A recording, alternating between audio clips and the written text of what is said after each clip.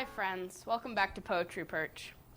You know, it's finally April, where it's getting warmer outside, flowers are blooming, birds are singing even. And it's just getting warmer, things are getting better, you know. I'm so happy. This has felt like a terrible winter. I actually just planted flowers outside my house. Really? Yeah, just That's yesterday. lovely. It's the reason for the season. By the season, I mean spring. Of course. So I just thought that today it'd be great for us to celebrate with some springtime poems, Of some course. nature-based poems. You know, great way to just sit off this wonderful weather. Yep. Something that you will often see is that nature in poetry it's not really about nature a lot of That's times. right. It's used as a backdrop for more complex themes and complex stories. That's right. I mean, nature is universal. Think of like Absolutely. Aesop's fables. We can all draw something from Right. that. So you're going to see in a lot of the poems we talk about today, there's a deeper meaning, and we're going to try and unravel all of those for you. And Of maybe, course. just maybe, when you go out into nature, you'll find some meaning for yourself. Well, I think I will be starting Wonderful. with My Mother Saw the Green Toad by Lauren Nectar. All right. My mother saw the green toad on the windowsill, her first one since she was young. We saw it breathe and swell up round. My youth is no sure sign. I'll find this kind of thing, though it does sing. Let's take it in. I said so my grandmother can see, but she could not. It changed to brown, and town changed us too. You know, you said, let's take this in. Let's take this in. Yes. I'm thought of when I was very young. Whenever I found something like, say, a caterpillar, Of course. a nice earthworm, you know, sometimes even say like a centipede or Right, wild-looking right. things. You'd always want to bring them inside. Oh, yeah. What I always had as a kid is I had these nice little butterfly kits where you'd buy the caterpillars, the eggs, and then you'd grow I them. had some of those too. And I feel like that poem in particular captures just that feeling of wanting to put nature in a bottle Right. and keep it for yourself. Just always look at it and recollect, remember how beautiful it is. And you don't wanna like keep it to yourself. Oh, you want everyone around you to see it. You want to show your family, your friends, no matter if they see the beauty in it or not. Like the grandmother, she couldn't see it, you know. And that's okay. You know, you don't gotta see the same in everything. That's right. I'm sure that there's plenty of meaning you can draw from that brown toad. course. I'm sure that there's a lot there. You know, coming right off the heels of that, I have a poem here by Lee Young Lee, Falling the Code. Okay, let's hear it. All right. Through the night, the apples outside my window, one by one, let go their branches and drop to the lawn. I can't see, but hear the stem snap, the plummet through leaves, then the final thump against the ground. Sometimes two at once, or one right after another. During long moments of silence, I wait and wonder about the bruised bodies, the terror of diving through air and think I'll go tomorrow to find the newly fallen, but they all look alike laying there, dew-soaked, disappearing before me. I lie beneath my window, listening to the sound of apples dropping in the yard, a syncopated code I long to know, which continues even as I sleep and dream I know the meaning of what I hear, each dull thud of unseen apple, body, the earth, falling to earth, once and forever, over and over. Here we are seeing, once again, a microcosm of nature, Of wanting to course. take those apples falling from the tree, capture them for yourself. I had a bit of an apple tree outside my house Really? too, actually. I'm sorry I'm giving all the anecdotes today. You just have everything outside your house, it seems. But I would feel the same way. You know, I think that's a feeling that we all, you know, when we're young children, we have. We go out and we see these beautiful berries, apples, what have you, growing out in the wild, and we think, what does that taste like? I want to have some of that for myself. I want to experience this. I remember when I was little, we used to have this house, and there was always wild strawberries. You know, the real tiny ones. Yes, those are great. And my mom caught me feeding them to the dog and me, like we were sharing these berries. Yeah. And she couldn't tell what it was from far away. She freaked out. It was, but I mean, little kids don't know. They just don't. They don't. But luckily it was okay and it wasn't anything bad. But I feel like everyone's kind of done something like that. That's right. Whether they were one of those kids that ate dirt or sand, like kids just kind of consume things. Yeah. Nature is a playground. Oh, yeah. It's absolutely a playground. And you don't need to be a child to experience that. Like our speaker here is not a child. Maybe don't like eat dirt as an adult. Well, that would be a little weird, but I mean, there's also a discussion here about the terminal nature of nature, of these apples. You go out and you can't quite capture that feeling. Right. Like no matter how hard you try to recreate the experience of nature, the vernal magic, it's not something that human beings can reach. It's not within our realm. And I think that that's beautiful. I really think that that's beautiful. Well, since we're on the topic of trees, look how well all this is flowing together. I am going to throw it to our good friend Amara Nestor, who will be reading A Poisoned Tree. Take it away. A Poisoned Tree by William Blake. I was angry with my friend. I told my wrath did end. I was angry with my foe. I told it not, and my wrath did grow. And I watered it in fears, night and morning with my tears. And I stunned it with smiles and soft, deceitful wiles. And it grew both day and night, till it bore an apple bright. And my foe beheld it and shine, and he knew that it was mine. And into my garden stole, when the night had veiled the pole. In the morning, glad I see my foe outstretched beneath the tree. Thank you for that, Mara. We talked about poems referring to nature as more complex things. Right. And I feel like this is a really good one to talk about that with. Absolutely. It talks about how you can let go of anger with some people, you know, can. like your good friends, they make you angry once or twice, but you're like, I can look past it. That's my friend. Right. But if someone you already don't like does something and it just irks you the wrong way, whatever, you can and sometimes do hold on to that for extended periods of time, regardless of how good that is for your soul, But I mean, the thing is, resentment is universally a negative feeling. Right. When you have such deep-rooted feelings of anger around someone, anything, it weighs you down. They haunt you. And I feel like this poem actually is a celebration of when we can take that resentment and create something productive from it. Yeah. When we can lay it in the garden, lay it beneath the tree, and allow something nice to grow from it. Right. It doesn't become a part of you. It becomes a lived experience. Yeah. And you walk away from that having grown as a human being. And I also think the interplay of friend and foe in that poem there, we have some universality in nature again. Of course. We were already talking about that, but you want to see here, just as nature is experienced by everybody, just as we can all look outside and see the same trees, see the same clouds, see the same world, we all experience those emotions, no matter how ugly they are. Of course. And it's how we react to them. It's how we interpret them and grow from them that makes us human. Yeah. All of these have been absolutely great, but I do believe it's time for a commercial break. All right. We will be right back here in a few minutes with Poetry Perch. There's a light that glows by the front door. Don't forget the keys under the mat. When childhood stars shine, always stay humble and kind. Don't expect a free ride from no one. Don't hold a grudge or a chip, and here's why.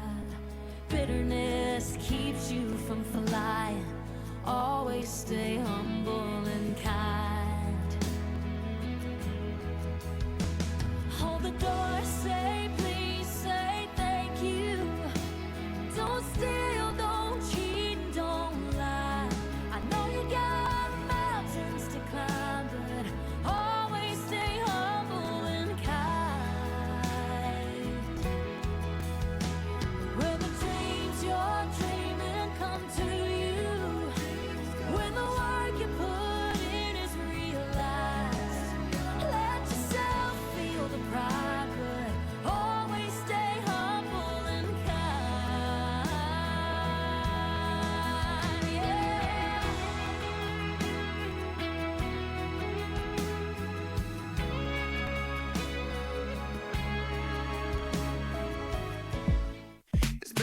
long time coming. Seeming like we all been running.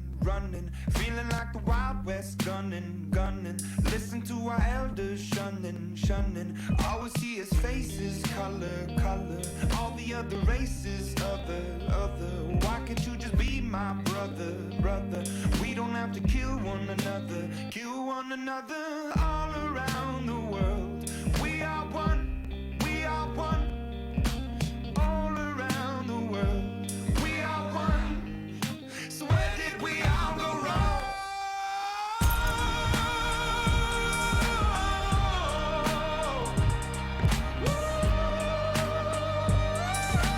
Where do we all go wrong?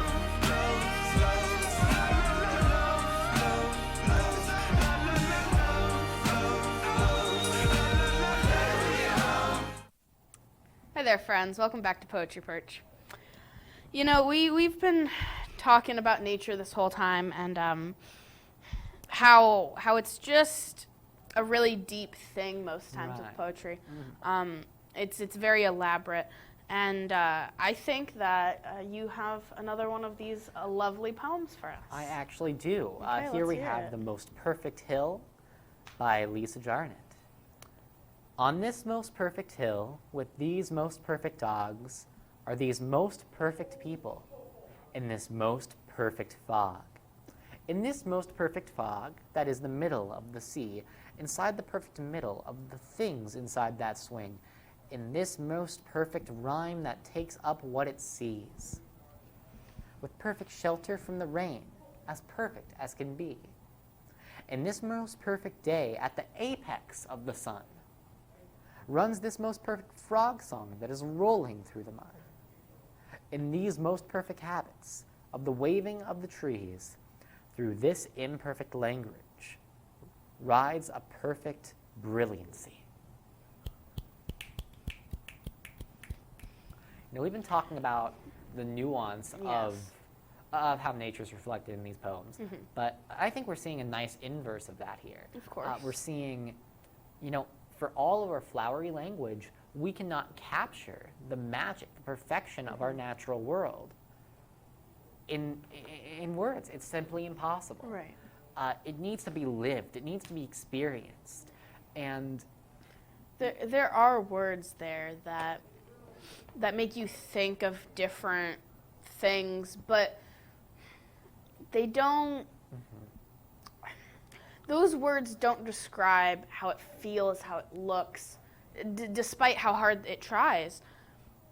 It's something that is just hard to catch in nature alone, or in words to describe nature alone, I suppose is where I'm going for here. you know, that being said, I would not call this poem a failure in any way. Oh, goodness, no. It's because a beautiful poem. It's a beautiful poem, but what I really think is spectacular about it is that the magic is not in the words itself. Of course. The magic comes from you. It comes from the reader. It comes when she says, with these most perfect people and this most perfect fog that is in the middle real of the magic sea. was the friends we made along the way.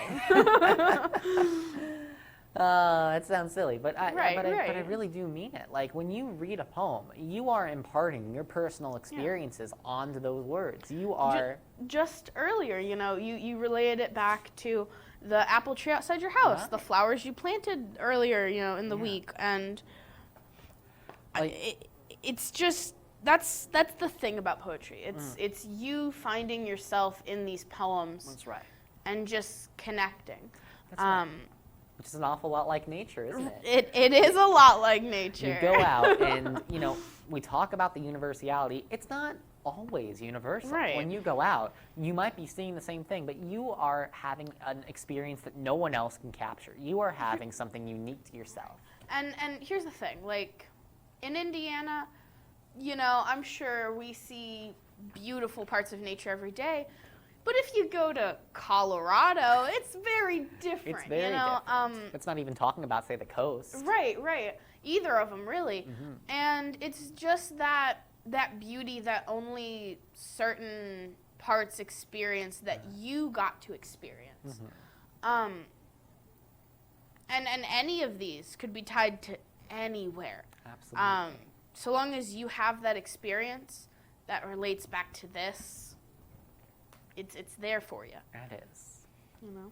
Exactly. That's how poetry moves people, isn't Yeah, it? exactly. Right. It's the beauty of the words, and how you can link it back. Now, speaking of the beauty of the words, I'd like to hear some more beautiful words from you. I would love to share them. All right, this is The Owl by Edward Thomas. Wonderful. Downhill I came, hungry and yet not starved, cold yet had heat within me that was proof, against the north wind tired, yet so that rest had seemed like the sweetest thing under a roof. Then at the inn I had food, fire, and rest, knowing how hungry and cold and tired I was.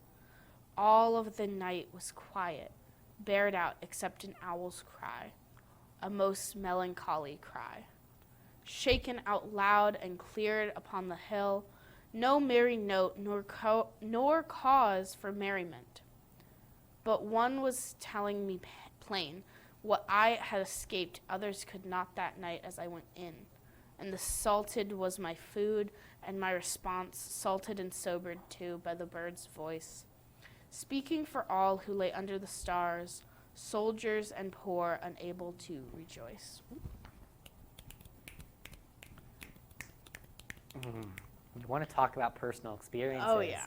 Look at that. Uh-huh. Yeah, look at the melancholy of the owl's cry. Owls are extremely rare birds. I've seen like Yes. maybe 2 in my lifetime. I can't say if I've seen any, actually. Right.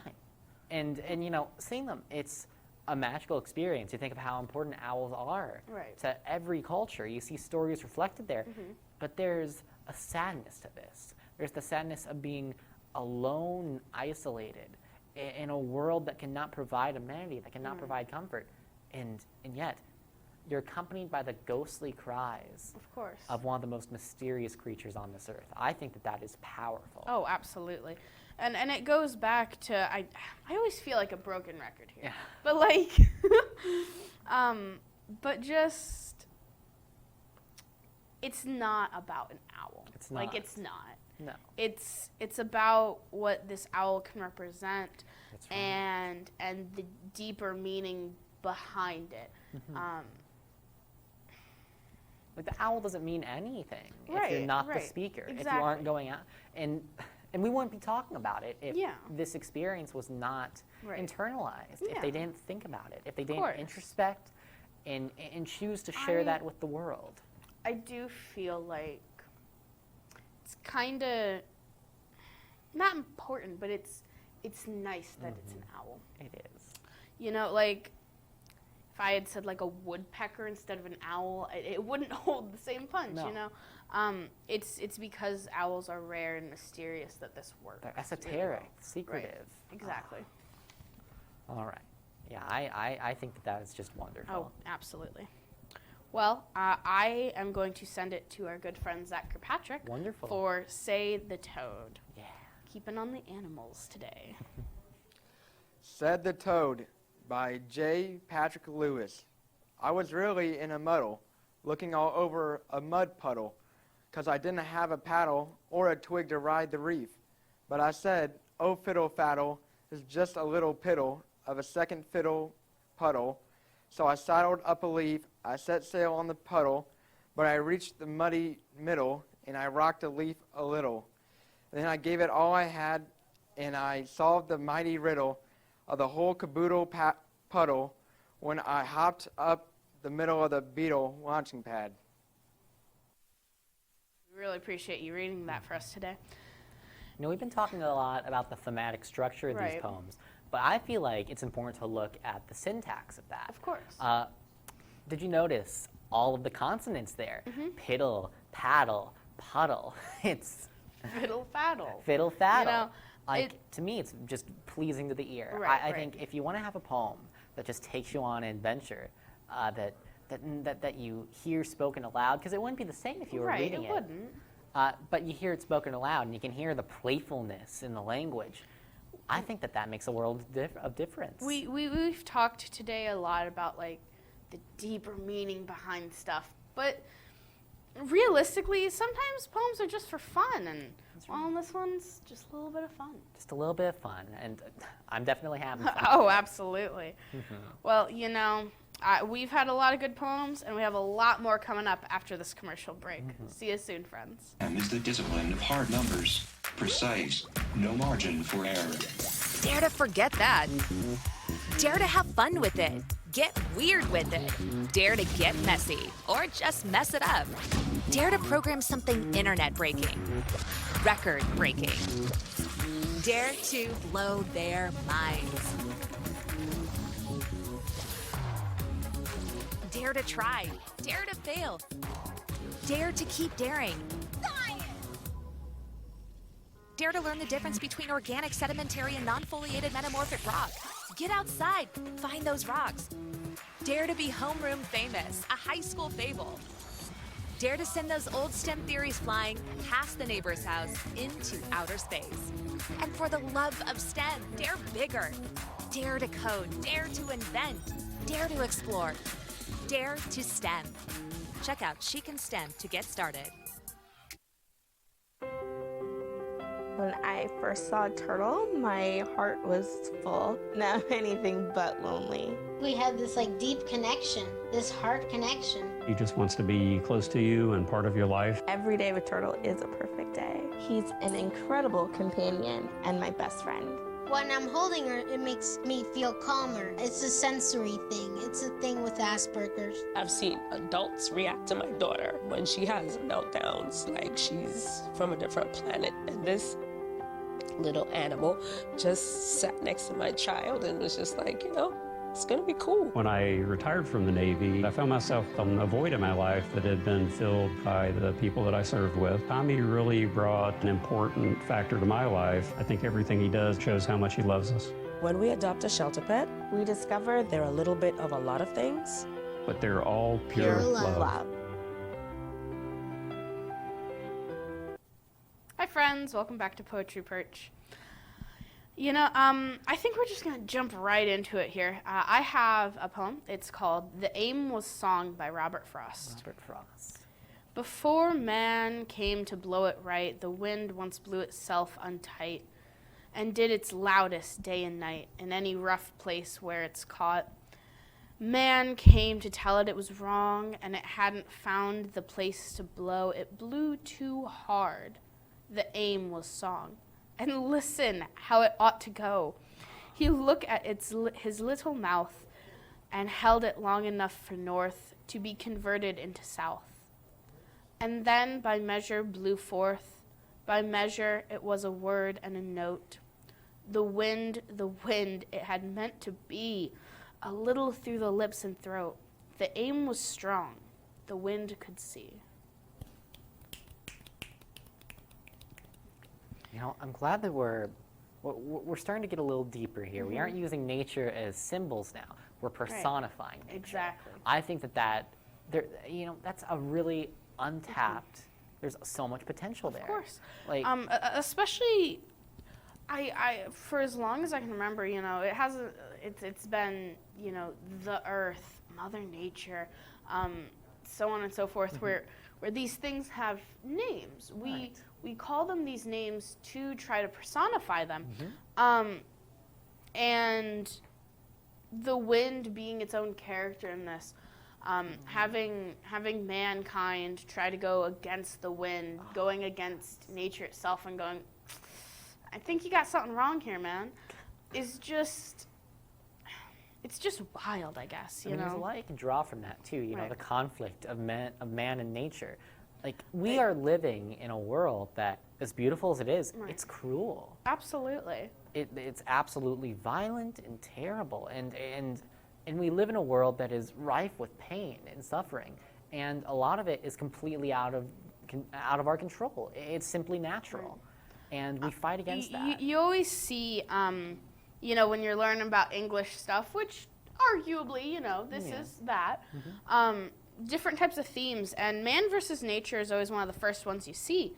But oftentimes you see it more as not man versus physical nature, more of man versus the way things have been, I guess. Right. But this is active nature. It's a character, it's a person in this poem. That's right. And I think that when you anthropomorphize that, you end up having just a really palpable conflict. It means a lot. Absolutely. Now, before we end it off here, I'm actually glad that you read something by Robert Frost, Tina. Why is that? Well, I have a poem here by Robert Burns. Oh, look at us. This is and hey, you know, we just went from that colder month to those warmer months. That's so it works just perfect. This is going to be a red, red rose. Oh, my love is like a red, red rose that's newly sprung in June. Oh, my love is like the melody that's sweetly played in tune. So fair art thou, my bonny lass, so deep in love am I, and I will love thee still, my dear, till the seas gang dry. Till the seas gang dry, my dear, and the rocks melt with the sun, I will love thee still, my dear, while the sands of life shall run. And fare thee weel, my only love, and fare thee well a while, and I come again, my love, though it were 10,000 mile. I feel like a common misconception about poetry is that it's all love poems, you know, which I can understand a little bit. But using the rose, which is commonly a symbol of love, whether, you know, different forms, what have you.